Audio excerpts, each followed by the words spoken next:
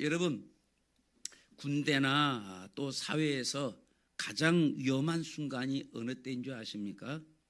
적이 강할 때가 아니라 파수꾼이 졸고 있을 때가 가장 위험할 때입니다. 그래서 군대에는 그런 말이 있죠.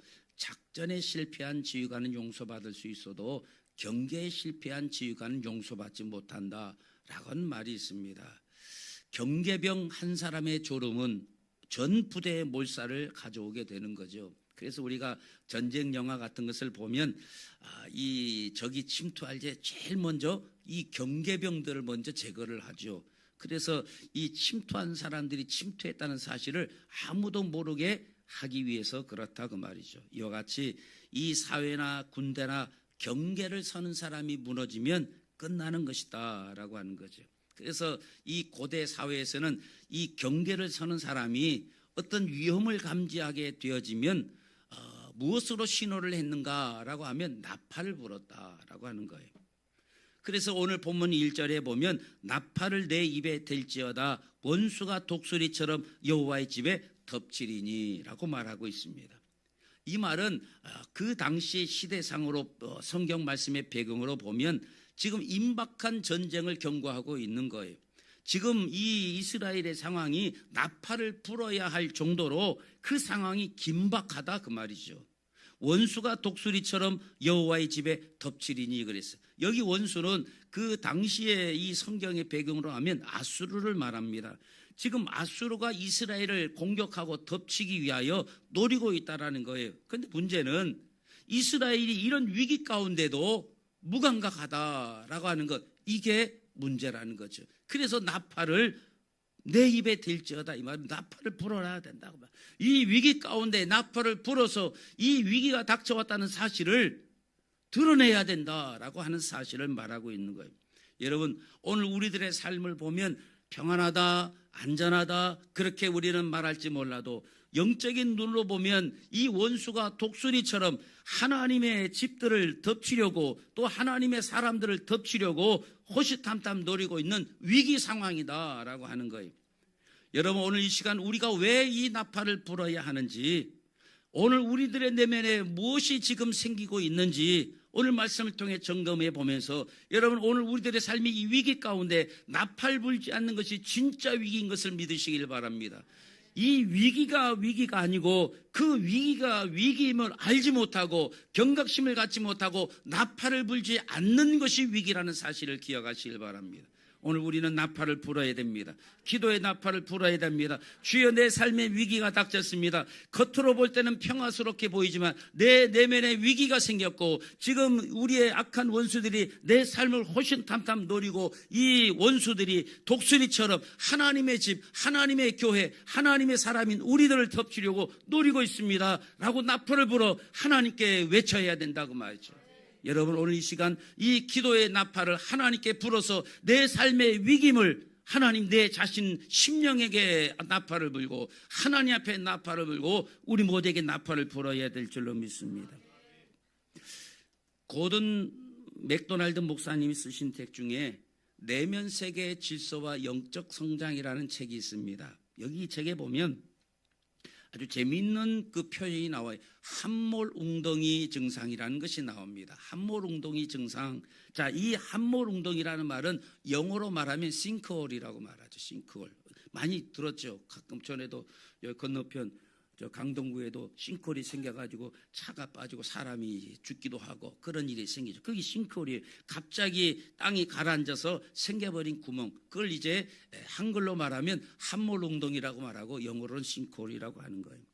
이것은 오랜 시간 지하수가 땅속에 스며들어서 땅속에 있는 이 석회암 가운데 이 탄산칼슘이 이 물에 잘 녹거든요. 그래서 그 지하수에서 이 탄산칼슘이 다 녹아버리면 공간이 생기는 거예요. 그 공간에 이제 물이 빠지고 나면 그 공간이 비어서 공동이 생기는 거죠. 그러다가 지층으로부터 어떤 압력이 주어지면 그 압력을 이기지 못하고 갑자기 땅이 확 꺼져버리는 현상, 그게 싱크홀이라 그 말이에요. 여러분, 오늘 우리들의 내면 세계가 건강하지 못하면 우리의 내면에도 이런 웅덩이가 생겨서 순식간에 함몰될 수 있다라는 사실을 지금 골든 맥도날드 목사님이 그 이야기하고 있는 거예요. 이 골든 맥도날드 목사님은 이 책에서 두 가지를 얘기합니다. 사람에게는 겉으로 드러난 퍼블릭 월드가 있고 겉으로 드러나지 않는 영적인 면, 이 프라이빗 월드가 있다라는 거예요. 드러난 이 퍼블릭 월드라는 말은 우리가 뭐 표현하자면 외면 세계라고 말할 수 있고, 이 프라이빗 월드라는 것은 뭐 우리가 쉽게 얘기하면 내면 세계라 그렇게 이제 말할 수 있죠. 이 겉으로 드러나는 퍼블릭 월드가 아무리 그럴 듯해도 내면의 면, 이 영적인 면이, 이 프라이빗 월드가 제대로 질서가 잡혀 있지 않으면 이런 함몰 웅덩이 증상이 생긴다라고 이야기를 하는 거예요. 여러분, 오늘 우리들의 인생이 어느 날 갑자기 어려운 일이 생기는 것이 아니라는 것을 여러분 아시기를 바랍니다. 자기도 모르게 이 내면에 있는 영적인 면, 이 프라이드 월드에 이 웅덩이가 생겨서 계속 진행이 되어지다가 어느 날 갑자기 폭삭 주저앉는 것이지, 갑자기 우리의 인생의 위기가 찾아오는 것이 아니라 그 말이에요. 여러분, 이 사회의 크고 작은 일들이 다 그렇지 않습니까? 여러분, 이 사회 일이 갑자기 어떤 일이 터지는 것이 아니라 하나님께서 여러분 항상 우리들의 삶에 사인을 보내주신다는 사실을 기억하시길 바랍니다. 그런데 하나님이, 우리 인간들이 하나님을 무시하고 사니까 하나님이 보내준 이 사인조차도 무시해버린다 그 말이에요. 그래서 가만히 보면 여러분, 인간이 똑똑한 것처럼 보여도 참 인간만큼 미련한 존재가 없다는 사실을 알아야 할 것입니다. 여러분, 짐승들로 보면 이 위기가 닥치면 벌써 감지하고 다 날라. 우리가 그런 말 있잖아요. 쥐들이 갑자기 튀어나오면 이 지진이 날 수 있다. 쥐들은 다 알고 있어요. 지진이 올 수 있다는 것을. 그래서 쥐들이 막 뛰쳐나오는데, 새들이 막 날아가고 막 이런 일이 일어나는데 사람은 모른다고 말이죠. 여러분, 이 세상의 그 위기는 갑자기 닥치는 것이 아니라 항상 하나님이 보내주신 사인이 있어요. 우리가 그것을 어려운 말로 하면 전조증상 뭐 그렇게 이야기할 수 있어요. 여러분, 오늘 우리들의 인생도 마찬가지라고 말이죠. 하나님이 우리에게 보여주는 사인들이 있어요. 네 삶에 지금 위기가 닥쳐오고 있다. 이 상황에 너는 나팔을 부어야 될 상황이 지금 다가오고 있다. 이것을 깨닫지 못하다가 겉으로는 지표면에 멀쩡하니까 안전하다, 평안하다 하지만 속에서는 내면이 벌써 다 스케줄이 녹아가고 그 공간이 생겨가지고 다 비어있다가 조금만 압력이 생기면 다 무너져버리는 싱크홀 같이 우리들의 인생이 그럴 수 있다는 거예요. 여러분, 내가 지금 평안하다, 안전하다, 건멸을 때는 별 문제가 없어 보여도 여러분, 우리의 인생의 영적인 면이 지금 이 프라이빗 월드가 하나 둘씩 위기 가운데 무너지고 있다면 그게 진짜 큰 위기인 것을 믿으시길 바랍니다. 그래서 이 위기 때 우리는 기도의 나팔을 불어 하나님 앞에 아뢰고 내 자신에게 지금 위기가 닥쳤음을 여러분 아뢰어야 될 줄로 믿습니다. 여러분, 이 위기가 우리 삶에 진행되고 있는데 기도하지 않는 배짱은 도대체 무슨 배짱이냐 그 말이죠. 그리고 나서 싱크홀 같이 무너지고 나서야 그제서야 내 삶에 위기가 왔습니다. 천부의 의지 없어 손들고 옵니다. 그런 사람들이 얼마나 많으냐 그 말이에요. 그 위기를 감지할 수 있는 우리가 되어야 될 줄로 믿습니다. 오늘 본문 1절도 보면 나팔을 내 입에 댈지어다 원수가 독수리처럼 여호와의 집에 덮치리니 라고 하고는 자, 그 이유를 이렇게 설명합니다. 이는 그들이 내 언약을 어기며 내 율법을 범함이로다 그랬어요. 왜 이 위기가 찾아왔느냐? 우리가 하나님의 말씀대로 살지 못하고 하나님의 뜻과 계명을 어기고 하나님이 원하지 않는 삶으로 살아가기 때문에 이 원수가 독수리처럼 우리를 노리고 덜게 된다고 말이죠. 이 상황에 우리가 무엇을 해야 되느냐? 나팔을 불어야 된다. 기도의 나팔을 불고 이 위기가 닥쳐왔음을 하나님께 아뢰어야 한다라는 사실입니다. 여러분, 이스라엘 백성들이 모세 인도로 홍해를 건너 광야에 들어가 호렙산에 이르게 되죠. 자, 그 호렙산에서 이제 모세가 호렙산 시내산에 이제 들어가 거기서 하나님의 계명을 받게 됩니다.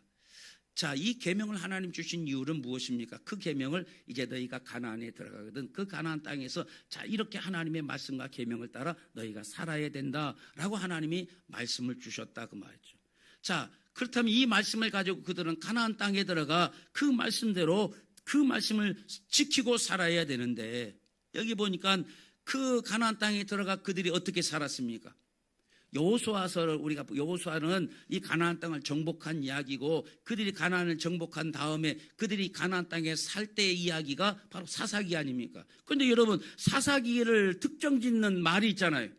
그들이 자기 소견에 옳은 대로 살았다.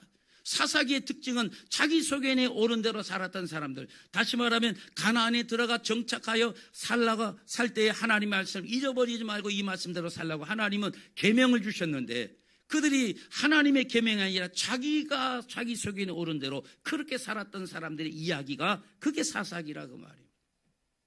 그래서 사사기의 특징이 바로 자기만을 위하여 자기 마음대로 살아간 사람들의 이야기다라고 말할 수가 있는 거예요.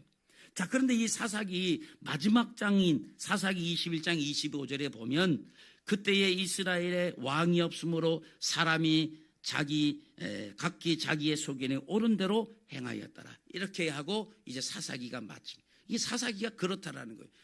이스라엘이 각기 다 자기의 소견에 옳은 대로 그렇게 행하고 살았는데, 그 원인이 뭐다? 이스라엘에 왕이 없었기 때문이다라는 거예요. 이 말은 뭐예요? 이스라엘에 원래 왕이 없다란 말은 이스라엘의 원래는 하나님이 왕이세요.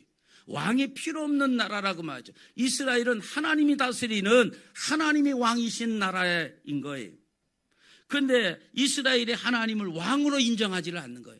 하나님의 말씀이 그들의 삶을 이끌어가는 하나님이 다스리는 나라가 되어라, 하나님이 다스리는 신정국가로 세워라. 그래서 하나님 모세를 통해서 계명을 주셨다 그 말이죠. 그것이 바로 이 하나님을 왕으로 섬기는 사람들이 따라야 될 말씀들이라고 말이죠. 그런데 그들이 왕이 없으므로 그들이 자기 소견에 옳은 대로 살았다, 이 말은 하나님을 왕으로 인정하지 않았다. 하나님의 말씀을 왕의 말씀으로 인정하지 않고 자기 생각대로 살았다, 그 말이. 나중에는 이제 그들이 하나님을 왕으로 인정하지 않고 어디까지 나갑니까? 눈에 보이는 왕을 달라고 하죠. 왜냐? 눈에 보이는 왕이 우리를 지켜줄 거라고 생각한다고 말이죠. 하나님은 이것을 이스라엘이 하나님을 버렸다라고 그렇게 표현하고 계시는 것을 믿으시길 바랍니다. 자, 호세아 8장은 바로 그렇게 이스라엘이 하나님을 왕으로 인정하지 않고 자기 소견에 오른 대로 자기 마음대로 살았던 그 결과를 기록하고 있는 것이 호세아 8장입니다. 자, 오늘 본문 4절을 함께 보겠습니다. 그들이 왕을 내세웠으나 내게서 난 것이 아니며 그들이 지도자를 세웠으나 내가 모르는 바이며 그들이 또 금으로 자기를 위하여 우상을 만들었으니 결국은 파괴되고 말리라 그랬어요. 원래 이스라엘은 아까도 얘기했지만 하나님이 친히 통치하시는 신정국가예요. 그러므로 보이는 왕이 필요해요, 필요하지 않아요? 필요치 않는 나라라 그 말이에요. 왜? 하나님이 친히 왕이셨으니까. 그런데 이스라엘이 자신들이 보이는 사람의 왕이 있었으면 좋겠다, 그렇게 생각한 거예요. 왜냐? 다른 나라들은 왕을 세워가지고 왕이 있다라는 것은 이제 군대가 존재한다는 것이고, 군대가 존재한다는 것은 그 군대가 자신들을 보호해 줄 것이라고 생각한다라는 거예요. 여러분, 왕이 있으면 어떻게 군대가 있어야 되잖아요. 군대가 있어야 되려면 나라 살리면 세금도 있어야 되고, 그리고 그것을 가지고 이 나라를, 백성들을 보호하고 지킨다 그 말이죠. 다른 나라들이 다, 세상 나라들이 보니까 다 그렇게 왕을 세워가지고 군대를 가지고 그렇게 산다 그 말이죠. 그러니까 야, 우리도 이렇게 눈에 보이는 왕이 있었으면 좋겠다, 그래가지고 왕을 달라고 요청했다라는 거예요. 여러분, 사람들은 눈에 보이지 않는 것보다 눈에 보이는 것을 추구하고 눈에 보이는 것에 안심하려고 하는 경향들이 있는 것을 보게 됩니다. 자, 이 눈에 보이는 왕을 요구한 이 사건과 비슷한 사건이 바로 이 모세가 호렙산에 하나님의 계명을 받기 위하여 올라갔을 때에 그때 일어난 사건이 있죠. 모세가 시내산에 들어가, 호렙산 시내산에 들어가서 하나님의 계명을 받을 때 그 산 아래에 있는 사람들이 하나님, 눈에 보이는 하나님처럼 따랐던 모세가 안 보이는 거예요. 시내산에 들어갔는데 이게 하루 이틀 지나도 안 내려오고 2주 3주가 지나도 안 내려오는 거예요. 그러니까 마치 하나님이 눈에 보이는 하나님처럼 생겼던 이 지도자 모세가 없으니까 두려운 마음이 생겼다고 말. 하나님이 모세 따라서 어디 가신 거, 같이 가신 것 아닌가, 같이 외주하셨나, 하여튼 뭐 그런 생각을 하는 거예요. 안 보이니까. 그래갖고 그들이 한 게 뭐예요? 금으로 송아지를 만들었어요. 이 금송아지가 자신들을 애굽에서 이끌어낸 여호와 하나님이라 생각했다. 그러니까 그들이 전에도 말씀드린 우상을 만드는 거예요, 하나님 만드는 거예요? 하나님 만든 거예요. 그들은 우상을 만들려고 금송아지 만든 게 아니고 눈에 보이는 하나님을 만들어야 되겠다고 생각한 거예요. 그런데 그들이 눈에 하나님을 본 적이 있어야지. 그러니까 애굽에서 봤던 것이 이 소의 형상이라고 말이죠. 이 이집트, 그래서 카이로 박물관 이야기도 해드렸어요. 거기 가면 이집트의 신들이 이 소같이 생겨서 이 소의 형상과 뿔 사이에 이렇게 동그란 그 태양과 이 달들이 있다고 말. 그게 그들의 신의 모습이었어요. 그러니까 그들이 애굽에서 늘 봤던 신의 모습이 하나님도 저런 형상일 거다 생각해서 눈에 보이는 하나님을 그들이 금으로 만든 게 그게 금송아지인 거예요. 그러니까 우리가 다른 신을 섬기자 해서 만든 송아지가 아니고 하나님이 안 보이니까 눈에 보이는 하나님을 만들자라고 해서 금송아지를 만든 거예요. 이 말은 하나님을 잘 섬기기 위해서 만든 거예요? 하나님을 못 섬기기 위해서 만든 거예요? 잘 섬기려고 그들이 금송아지를 만든 거라 그 말이죠. 이제 이게 하나님을 잘 섬기기 위한 방법이다라고 그들은 이제 생각하고 변명한 거죠. 그런데 하나님은 4절에 단호하게 말씀하시잖아요. 자기를 위하여 우상을 만들었나니 결국은 어떻게 된다? 파괴될 것이다.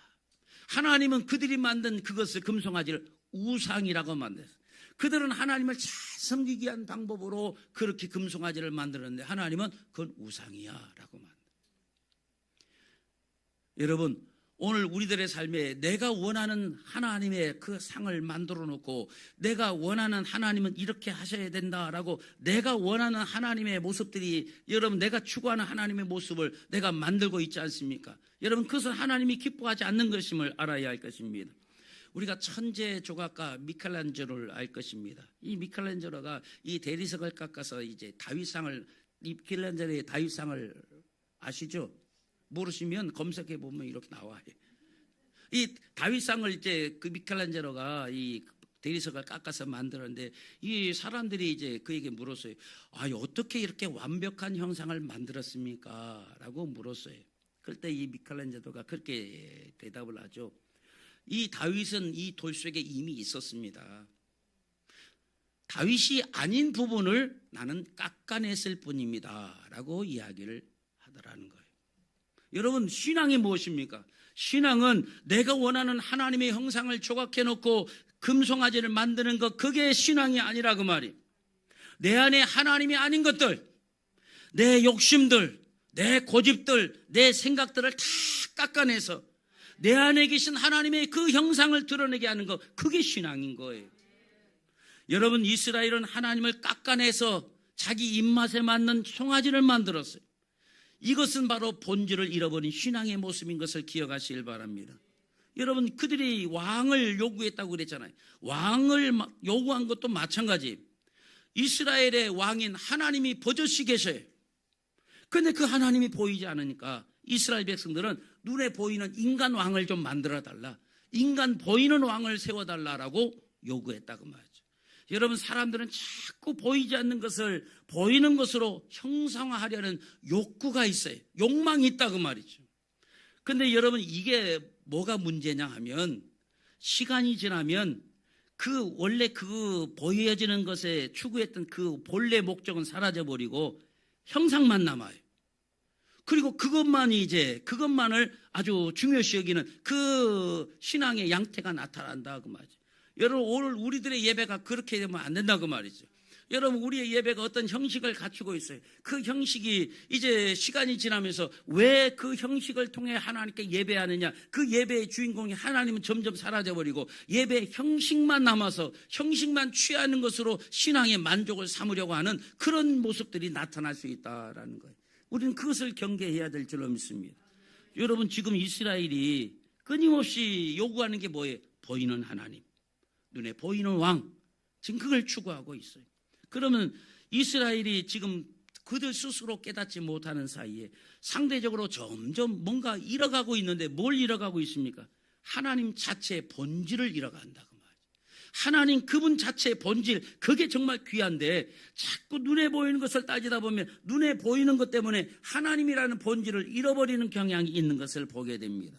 여러분, 우리가 이 신비주의라는 것을 주의해야 될 필요가 바로 거기에 있는 거라 그 말이죠. 하나님이 역사하시는데 병도 고쳐집니다. 안진뱅이도 일어날 수 있어요. 하나님도 그렇게 하셨다고 말이죠. 그런데 이것을 통해서만이 내 신앙의 근거로 삼으려고 한다 보면 그것을 주시는 하나님에 대한 본질은 사라져버리고 그 눈에 보이는 그 현상만 쫓아 살아가는 왜곡된 신앙을 가질 수 있다 그 말. 그것을 주의해야 되는 거예요. 여러분, 우리 역시 마찬가지라고 하면 우리가 본질을 잃어버리면 자꾸 이 겉으로 드러난 겉모습에 신경을 쓰게 되어지는 것을 봅니다. 여러분, 오늘 우리들의 모습을 보면 우리 안에는 하나님이 창조하신 귀한 형상들이 내 안에 있어요.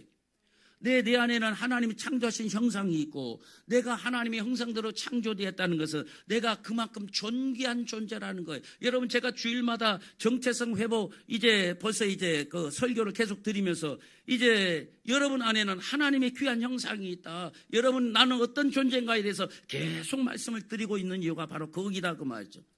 우리 안에는 하나님이 세우신 형상이 있고 내가 하나님의 창조가 된 하나님의 존귀한 존재입니다. 이것을 내가 인식하지 못하고 잃어버리면 자꾸 겉으로 드러나는 모습에 중점을 두는 거예요. 겉으로 드러난 신앙의 그 모습들, 겉으로 나타난 내가 권사임네, 장로임네, 목사임네, 겉으로 나타나는 것에만 중점을 두다 보면 내 중요한 내면의 중요한 그 내 본질은 잃어버리고 살 때가 있을 수 있다라고 하는 겁니다. 여러분, 우리가 예수님을 보지 않습니까? 예수님이 이제 제자들과 배를 타고 가시는데 큰 풍랑이 일어납니다. 이 풍랑이 얼마나 큰 풍랑이냐. 이 배가 막 물결에 이 배가 침몰하게 될 그런 상황에 예수님은 어떻게 하시느냐? 주무셔요. 이 풍랑이 어느 정도 큰 풍랑이었느냐라고 하면 갈릴리 바다에서 어부로 잔뼈가 굵었던 이 제자들이 살려달라고 아우성을 칠 정도였어요.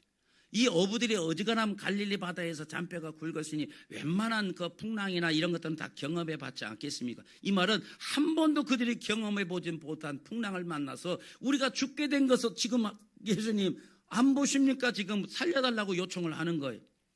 그래서 고물을 베고 주무시는 예수님을 막 깨우시죠. 저는 이 광경을 보면서 이 예수님의 제자나 우리나 별반 다를 게 없다, 그런 생각을 해봅니다. 여러분, 우리나 제자들이 똑같아요. 언제나 힘들고 어려울 때만 주님을 깨우잖아요. 자, 이렇게 왜 우리가 힘들고 어려울 때만 자꾸 주님을 깨우느냐?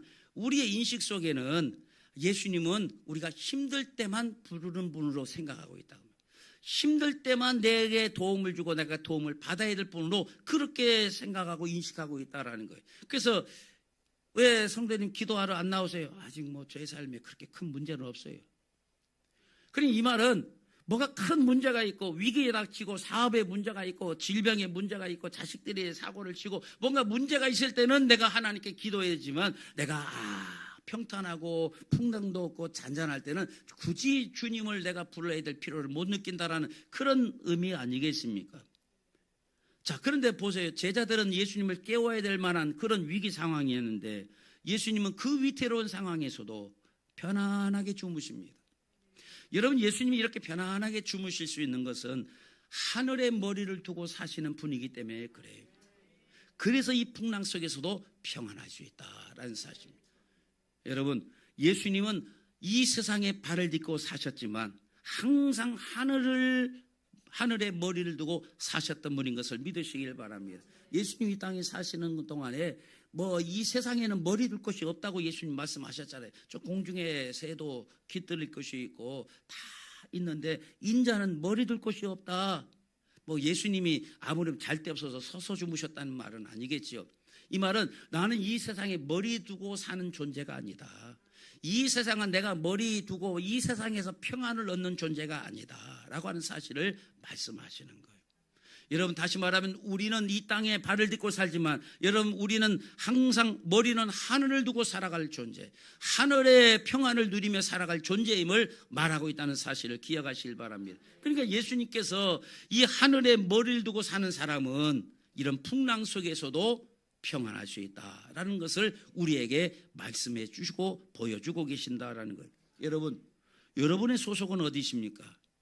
우리는 교회의 머리가 예수라고 말씀하시잖아요. 우리는 뭡니까? 교회의 지체니까 우리가 다 교회고 우리의 머리가 예수 그리스도라고 한다면 예수님과 우리는 하나죠. 그러니까 여러분, 예수님이 하늘나라 소속이라고 한다면 예수님의 몸인 교회인 우리도 역시 소속이 어디다? 하늘나라라 그 말이에요. 그러니까 여러분, 이 땅에 우리는 머리를 두고 사는 존재가 아니라 하늘에 머리를 두고 사는 존재이어야 된다고 말이죠. 그런데 그렇게 하늘에 속한 우리가 자꾸 땅에 어디다 머리를 두어야 되는가, 땅에 머리 둘 곳만 찾아야 된다고 말이죠. 아파트 몇 평에 머리를 두고 살아야 되냐, 통장 얼마에 내가 머리를 두고 살아야 되냐, 이 세상에 어떤 것을 의지하며 이 땅의 것에 내가 머리를 두어야 될 거니까 이 땅에 자꾸 머리 둘 것을 이 땅의 것에 찾고 있다라는 거예요. 그러니까 마음이 불안하고 초조하고 근심이 찾아오는 것 아닙니까? 여러분, 우리는 우리 자신이 하늘나라 소속이라는 사실을 기억하며 살아야 될 줄로 믿습니다.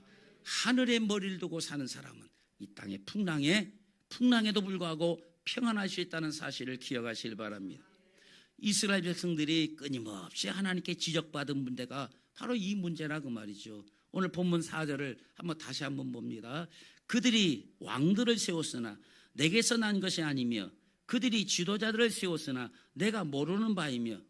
이 이스라엘 사람들이 하나님께 끊임없이 사람의 왕을 세워달라는 게 뭡니까? 이 세상에 머리 둘 곳을 자꾸 이 세상에 찾는 거예요. 사람을 통해서 뭔가 안정을 찾고 사람을 통해서 내가 이 안전을 보장받고자 하는 그런 마음들이라 그 말이죠. 그래서 하나님이 그들에게 왕을 허락하시잖아요. 결국에는 이건 하나님이 원하셔서가 아니라 이스라엘 백성들이 끈질기게 요구하니까 그냥 허용하시는 거예요. 한번 너희 인간의 왕을, 너희가 그렇게 원하니까 한번 인간의 왕을 세웠으니까 인간의 왕을 세울 테니까 한번 살아봐라. 여러분, 그 왕이 이스라엘을 얼마나 힘들게 했습니까? 나중에 그렇게 세워진 왕들이 이스라엘 백성들을 얼마나 힘들게 하고 고통 가운데 또 멸망 가운데 이르게 하였는가라는 거죠. 또 그 다음에 보면 그들이 또 은, 금으로 자기를 위하여 우상을 만들었나니 결국은 파괴되고 말리라 그랬어요. 결국 그렇게 세워진 우상은 파괴된다. 여러분, 은, 금으로 우상을 세우는데 우상의 목적이 뭐다? 자기를 위해서라는 거예요. 그러니까 이스라엘 백성들이 광야에서 금송아지를 세운 것도 자기를 위해서 세운 거예요. 하나님 잘 섬기겠다고 금송아지 만들었지만 결국 그것은 자기 만족을 위해서 세운 것이기 때문에 하나님이 어떻게 하신다? 파괴시켰다라는 거예요. 여러분, 우리가 지난 시간에 말씀을 드렸잖아요. 여기 호세아서 9번째 시간에 여러분, 인간에게 가장 큰 형벌이 뭐다?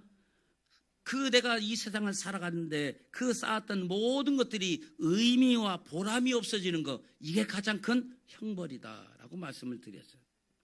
여러분, 오늘 우리 인생이 열심히 일생을 바쳐 내가 무엇인가를 쌓아놨는데 그 의미가 사라져버렸을 때, 가치가 없어질 때, 여러분, 그것만큼 형벌이 어디에 있겠습니까? 내가 일생을 두고 목적을 가지고 열심히 무엇인가를 얻기 위해서 살았는데, 그래서 무엇인가 얻었다고 생각했는데 결국 그게 나중에 보니까 아무 의미가 없는 거예요. 그렇게 죽어라, 아빠들이 밖에 나가서 일을 하고 그렇게 해서 돈을 벌어서 다 했는데 나중에 보니까 가정도 또 자식들도 다 돌아서 버리는 모습들을 우리가 왕년에는 많이 봤잖아요. 옛날에 여러분 기억날지 모르겠지만 옛날 우리가 사우디아라비아 돈 벌러 간 아버지들 많이 있었잖아요. 열심히 돈 보내주고 와서 보니까 아내는 그 돈 갖고 장방을 들고 어디 가서 놀고 한참 사회 문제가 생겨. 가정은 또 아빠가 돌아오니까 마치 이방인처럼 그렇게 여기고, 내가 무엇을 위해서 이렇게 열심히 일했는가? 결국 그런 안타까운, 그런 하소연하는 그런 아버지들의 모습을 우리가 한때는 우리가 봤던 것도 보게 된다고 말이죠. 여러분, 그건 정말 형벌 아닙니까? 무엇인가 내가 의미 있는 일을 하겠다고 했는데 결국 그 모든 것이 아무런 의미가 없는 것이 되어지고 말 때 그것은 우리에게 주신 그게 심판이고 그게 하나님이 징계라는 사실을 기억하시길 바랍니다. 자, 여기 그 내용들이 계속해서 나옵니다. 자, 오늘 보면 5절로 7절을 봅니다. 사마리아여 내 송아지는 버려졌느니라. 내 진노가 무리를 향하여 타오르나니 그들이 어느 때에야 무죄하겠느냐. 이것은 이스라엘에서 나고 장인이 만든 것이라. 참신이 아니니 사마리아의 송아지가 산산조각이 나리라. 그들이 바람을 심고 광풍을 거둘 것이라. 심은 것이 줄기가 없으며 이삭은 열매를 맺지 못할 것이요 혹시 맺을지라도 이방 사람이 섬기리라. 여기 이스라엘 백성들이 금송아지를 만드는 이유가 뭘까요? 자기들이 잘 되기 위해서 만든 것 아닙니까? 그래서 그들이 애굽에서 갖고 온 금가락지 다 내놔가지고 그 금송아지를 만든 거죠. 그래서 그렇게 해서 얻어지는 것이 뭐냐? 결국 그 금송아지는 파괴가 되고 뭔가 좋은 것을 얻기 위해서 심었지만 바람을 심었는데 오히려 광풍을 거두고, 심은 것은 이 아름답게 뭔가 자라지 못하고 줄기가 없고 이삭은 열매를 맺지 못하고 뭔가 기대하고 했던 일들이 아무 의미 없이 다 헛수고가 되고 마는 그런 것들을 거두게 되었다 그 말이에요. 그러니 얼마나 고통스럽겠는가. 여러분, 이게 하나님이 원치 않는, 하나님이 기뻐하지 않는 내 인간의 만족을 통해서 얻고자 노력하고 수고한 인간의 수고와 노력이 이렇게 허무하게 의미 없는 일이 될 수 있다는 사실을 우리에게 경고하고 있다는 사실을 여러분 기억하시길 바랍니다. 여러분, 우리가 이 세상을 살면서 우리가 느끼는 많은 고통이 있고 또 시련이 있는데 그 원인이 어디 있다고 보십니까? 뭔가 내가 노력을 했는데도 안 되기 때문에 우리가 이 힘들고 어려운 것 아니겠습니까? 여러분, 가만히 근데 한번 생각해 보세요. 우리의 삶이 내가 뭔가 열심히 노력해서 먹고 사는 것 같은데 그 이면에는 하나님이 보이지 않는 손길이 함께 해주시기 때문에 일용할 양식이 가능하다는 사실을 여러분 꼭 기억하시길 바랍니다. 근데 우리가 내가 심고 거두는 것이 다 사람들을 밀어내서 내 힘으로 되는 줄 안다 그 말이죠. 여러분, 그것이 아니라는 사실을 분명하게 깨달으시길 바랍니다. 자, 오늘 본문 11절 이제 12절을 함께 봅니다. 에브라임은 죄를 위하여 제단을 많이 만들더니 그 제단이 그에게 범죄하게 하는 것이 되었도다. 내가 그를 위하여 내 율법을 만 가지로 기록하였으나 그들은 이상한 것으로 여기도다. 오늘 여기 이 말씀은 아주 충격적인 역사를 우리에게 보여주죠. 에브라임이 제단을 많이 만들었어요. 좋은 거죠, 나쁜 거예요? 좋은 거죠. 제단 많이 만든 게 뭐가 나빠? 예배 많이 드리는 게 뭐가 나빠요? 좋죠. 그런데 죄를 위하여 제단을 많이 만들었다는 건 지은 죄가 많으니까 하나님께 예배도 자주 드리고 제단도 많이 쌓고 그 예물도 많이 드리고 하는 거예요. 그런데 그 제단이 그에게 범죄하는 것이 되었다라고 하는 거죠. 그러니까 죄를 많이 범하니까 많이 제단을 쌓는 거예요. 그러니까 많이 예배도 드리고 많이 헌금도 드리고 많은 제물도 잡아 바치는 거죠. 그런데 그게 그들에게 그게 범죄가 되었다. 이 말은 뭐예요? 하나님 앞에 아무 의미 없이 드리는 예배 횟수만 많아지게 되었다라는 거죠. 다시 말하면 우리가 하나님 이 죄에 대한 진정한 통회와 자복 없이 그냥 내가 제단 많이 쌓고 제물 많이 드리는 것으로 이 죄 문제가 해결된다고 생각하는 그 자체가 결국 그게 하나님 앞에 범죄로 다가오게 된다라는 거죠. 그래서 결국 하나님을 위하여 만들었던 제단이 오히려 죄의 통로가 되었다라는 거죠. 하나님은 만 가지 율법을 우리에게 기록해 주셨어요. 그런데 그것을 이 백성들은 뭐 이상한 것으로 여겼다라고 말하고 있어요. 여러분, 이게 율법의 한계입니다.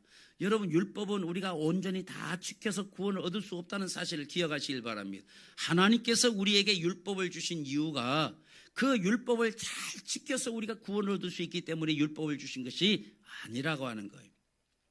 여러분, 율법은 도리어 우리의 죄를 폭로합니다. 우리가 죄인임을 드러내는 일에 율법이 필요하다라는 거죠.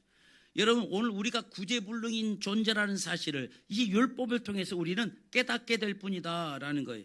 그래서 사도 바울은 이 율법을 일컬어서 몽학선생이라고 그렇게 말합니다. 몽학선생, 이 말이 무슨 말이냐? 몽학선생이라는 말은 이 헬라 시대에 이 주인의 자녀가 한 6살이나 7살, 우리가 말하면 한 유치원생 정도 되는 그 시기부터 한 12살에서 13살 정도가 자기 힘으로 뭔가 할 수 있는, 이제 학교도 가고 다닐 수 있는 그 나이가 될 때까지 일상적인 시중을 두는 그 노예가 있어요.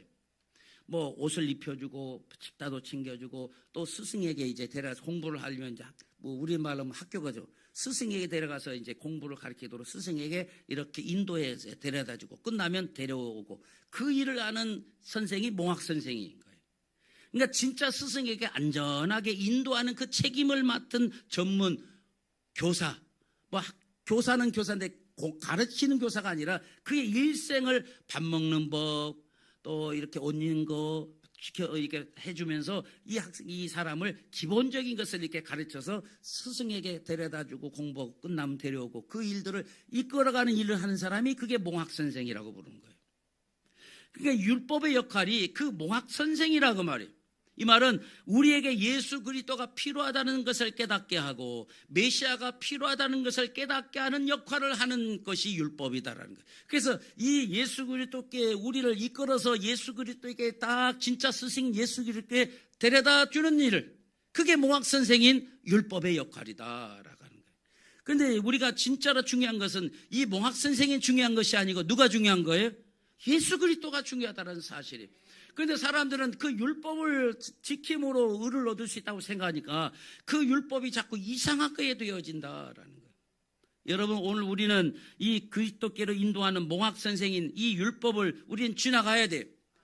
내가 행위로 온전해질 수 없어요. 내가 예배를, 내가 주의를 지켰기 때문에 그 주의를 지킨 나의 행위가 하나님께 의로 여겨지지 않는다 그 말이에요.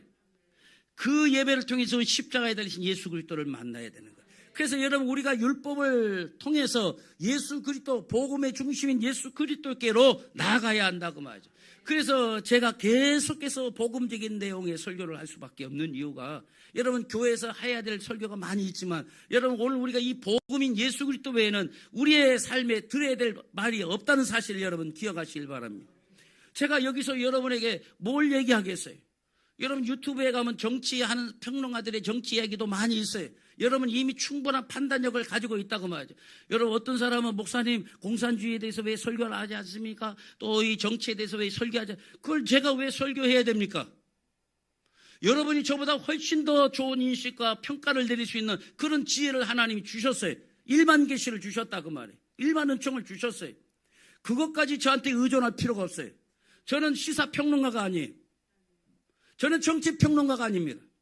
저는 예수 그리스도의 복음을 전하라고 세우신 사람이라고 말이에요. 그러니까 정치 얘기 듣고 싶으면 유튜브 찾아서 보고 싶은 거 봐요. 여러분 신의 한 수를 보든지 아니면 매불쇼를 보든지 둘 중에 하나. 내가 보고 싶은 거 보면 되잖아. 그 대신 한 곳만 보지 말고 좀 반대쪽 좀 봐. 시각이 그래야 양쪽으로 안 되지. 정확하게 보지. 신문도 한쪽만 보지 말고 이것저것 다 보고 맨날 그 조중동만 보지 말고 딴 것도 좀 보시고. 저는 여기서 그런 얘기를 안 할 거라고 말이죠. 그러니까 그거 가지고 저를 시험 삼으로 테스트하지 마세요. 우리 목사님이 저거 보수인가 진보인가. 저는 그냥 그 복음밖에 없어요. 물론 생각은 있어요. 생각이 있는데 그 얘기를 제가 여러분한테 왜 합니까? 여러분 예수 그리스도 외에는 우리가 따라야 될 분이 없다는 사실 여러분 꼭 기억하시길 바랍니다. 바로 그 예수 그리스도, 이제는 우리가 이 율법을 뛰어넘어 행위를 뛰어넘어 예수 그리스도에게로 인도하는 이 몽학 선생을 지나가야 돼. 십자가 앞으로 나가야 될 줄로 믿습니다. 하나님, 내가 내 힘으로 심었지만 나는 거둔 것이 광풍밖에 없습니다. 내 힘으로 재단을 쌓았지만 오히려 죄만 더 쌓았습니다. 이 고백이 터져나올 때 비로소 하나님의 은혜가 시작된다는 사실을 여러분 기억하시길 바랍니다. 오늘 우리가 기도의 자리에 나온 이유는, 내가 오늘 이 금요 기도에 다른 사람이 안 나오는데 나는 우리가 나왔다, 다른 사람은 영상을 통해 편하게 TV에 보고 TV를 통해 예배 드리는데 우리는 이 자리 추운데 나왔다, 어떤 나의 의로움을 드러내기 위해서가 아니라, 하나님, 저는 만 가지 율법을 어긴 죄인입니다. 제 열심으로 쌓았던 재단이 오히려 나를 교만하게 만들었습니다. 오직 예수 그리스도의 의만이 나를 살릴 수 있습니다. 이걸 고백하기 위해서 우리가 나온 거라고 말이에요. 율법의 정죄에서 벗어나 예수 그리스도 안에 있는 성령의 은혜로 들어가는 오늘 이 밤이 되시기를 주님의 이름으로 축원합니다. 이제 말씀을 정리합니다. 여러분, 우리가 그동안 하나님의 백성이라고 자부했던 이스라엘이 왜 이 독수리 같은 원수에게 이렇게 찢기고 그들이 그토록 정성스럽게 쌓았던 재단이 오히려 죄의 흉기가 되어버렸는가라고 하는 거예요. 이유는 단 하나입니다. 그들의 마음속에 하나님이 계셔야 될 자리가 텅 비어버렸기 때문에 그렇다. 그 비어버린 공간을 보이는 사람의 왕으로 자꾸 채우려고 하고, 화려한 보이는 하나님으로 자꾸 화려한 송아지로 메우려고 하기 때문에 그렇다라는 거죠. 여러분, 오늘 우리 삶에도 그럴 때가 있다는 것을 기억하실 바랍니다. 뭔가 열심히 살았어요. 누구보다 성실하게 인생을 살면서 재단을 쌓았다고 말이죠. 그런데 어느 날 돌아보니까 내 마음속에 마치 텅 빈 싱크홀처럼 공허하고 작은 바람에도 금방 무너져 내릴 것 같은 그 위태로운 상태가 아닌가라는 거죠. 그런데 여러분 꼭 기억하시길 바랍니다. 바로 그 텅 빈 자리가 바로 하나님의 은혜가 시작되는 자리임을 기억하시길 바랍니다. 여러분, 이제는 나팔을 불어야 돼요. 여러분, 겉모습이 멀쩡하다고 위기가 아니라고 생각하지 마시라고 말이죠. 내 마음속에 공동 이 싱콜이 생겨서 언제 어떤 자극에 와르르 무너져 버릴지 모르는 그 위기 가운데 있는데, 그 빈 공간을 하나님의 은혜로 채우지 못하고 빈 상태로 내버려 둘 수는 없다고 말이죠. 그 위기 가운데 우리는 나팔을 불어야 될 줄로 믿습니다. 나팔을 불 때 잠든 내 영혼을 향하여 나팔을 불어야 돼요. 무너진 나의 내면을 향하여 이 나팔을 불어제껴야 될 줄로 믿습니다. 내 힘으로는 안 됩니다. 내 노력은 바람을 심고 광풍을 받을 뿐입니다. 이렇게 부르짖고 정직하게 하나님께 고백하시길 바랍니다. 여러분, 성령님이 여러분의 속마음을, 여러분의 내면을 재건하시면 이제 우리는 풍랑을 무서워하는 존재가 아니라 풍랑이를 걷는 자가 될 줄로 믿습니다. 세상의 왕이 없어도 만왕의 왕이신 하나님 한 분으로 충분한 인생이 될 줄로 믿습니다. 이 시간 주님의 음성을 듣고 이 성령의 도우심으로 다시 일어서는 저와 여러분 모두가 되시기를 주님의 이름으로 간절히 축원을 드립니다.